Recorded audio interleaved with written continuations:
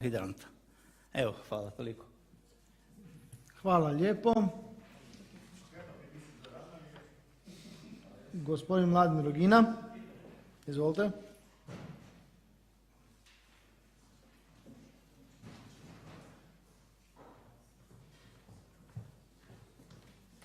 Evo, drago mi je da smo odmakli od nogometa o kojem smo već pričali i od droga i došli smo na ozbiljne teme, ali evo, župana nema. Sad ne znam, bude mu središnjica napravila jedan video, onaj video koji je spominjal na aktualnom satu, nisam ja napravil. Iza mene stoji stranka. Ne? Tako da budu onda napravili neki video pa da vidi, jer njega se tiče zaštita od požara. Što se tiče plana koji se donosi iz godine u godinu, on je dobar, sviđa mi se. Sve su to lijepe riječi. No evo, konkretno točka 2.2.2 kaže: za potrebe uspješnog djelovanja vatrogasnih postrojbi potrebno je osigurati odgovarajući prostor za smještaj opreme i tehnike, prostor za boravak vatrogasaca, prostor za spremanje odjeće, obuće, te prostor za osposobljavanje vatrogasaca i druge potrebne prostore. Prije par dana vidjeli ste u medijima, bila je noć muzeja. Ja sam inače zaposlenik javne vatrogasne postrojbe.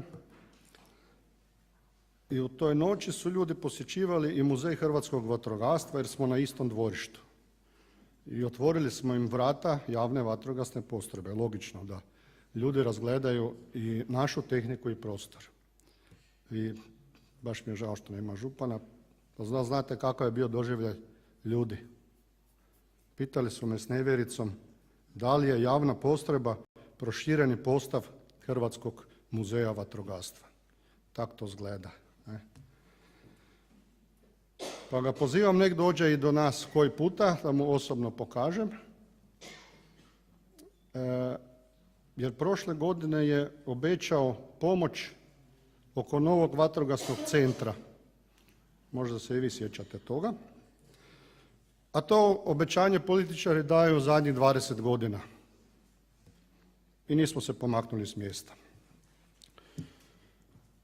Sad u zaključku točke 7 piše kako treba raditi na pripremama za izgradnju centra žurnih službi, ali se spominje sljedeće programsko razdoblje EU fondova od 2021. do 2027. Time se praktički gazi ovaj plan o kome sad raspravljamo, unapređenja za 2019. A to nam je već bilo jasno prošli mjesec, odnosno prošle godine, kod donošenja proračuna, jer nije bilo rezervirano baš nikakvih sredstva za vatrogasni centar. Stoga, obećanje o 21. ne možemo čekati, uostalom to su samo obećanja, a niti bude gospodina župana 21. tu, niti ovog sastava županijske skupštine. Prije su izbori. Imam još jednu stvar koja je ozbiljna, iako se tak ne čini na prvu. To je konkretni prijedlog koji bi se svrstao pod tehničku mjeru, odnosno provedbu preventivnih aktivnosti u planu unapređenja, ako želimo unaprijediti već stanje zaštite. Nužno je donijeti odluku o zabrani puštanja lampiona. 5.1. je organizirana manifestacija Lampioni dobrih želja. I iako djecu u školi učimo o tome da se s vatrom ne igra, totalno suprotno čini posebno savjetnica, a u društvu sam primijetio po fotografijama i predsjednika gradskog vijeća. Ja ne znam da li stvarno niste svjesni tih opasnosti. O tome vam mogu više reći. Ne, budemo privatno onda. Poslije, jer ne stignem sve objasniti tu. Zakonska regulativa je nedorečena kod toga sad. I baš iz tog razloga.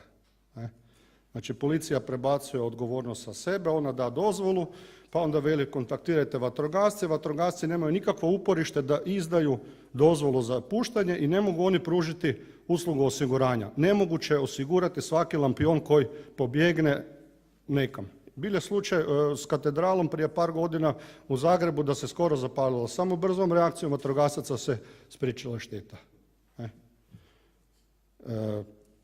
Upozoravao sam o tome organizatora, pisao sam im poruke, agencija PR Lady, jesam u pravu? No, i nakon prvobitne odgode oni su ipak održali tu manifestaciju. Izgovor je bio da je povod humanitarni, navodno se skupilo 5.000 kuna za zakladu Vita, što ja podržavam, jer i sam imam dijete s težim smetnjama u razvoju. Ali nemojte za tih 5.000 kuna, evo ja budem dal novce ako trebate, ne? Nemojte to raditi jer može biti šteta katastrofalna. Zabilježeno je na 1000 slučajeva požara u svijetu.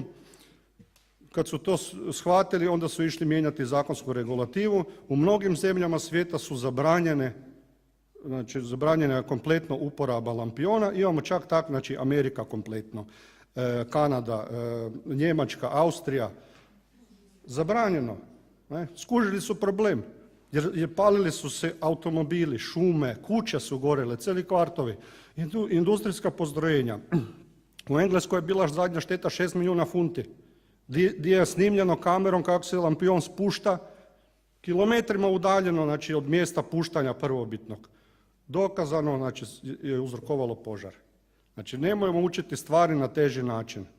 Probajmo to nekako doskočiti, ja vas molim. Drugi put puštajte balone, ne znam, sadite cvijeće ili takve stvari. Hvala. Možemo dalje.